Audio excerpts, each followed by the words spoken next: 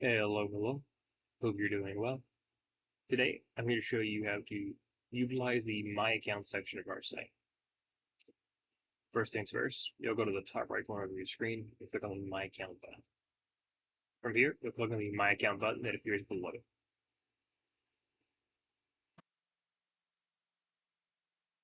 Once we get to your account page, you're able to make any changes to your profile should you wish. You just click on the Edit button here.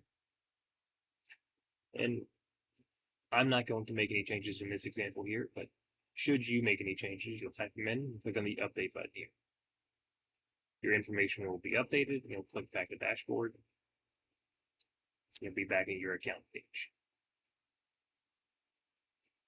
Below your profile, you'll be able to view any open orders, open invoices, recently ordered items, favorites, saved cards, or addresses. But if you wish to customize what you can see here, you'll click on the Customize Dashboard button. Let's say we don't want to view any open invoices, so you just click on the button there, click Save, and now the open invoices will no longer be viewable on this dashboard. If this helps, you enjoy the rest of your day.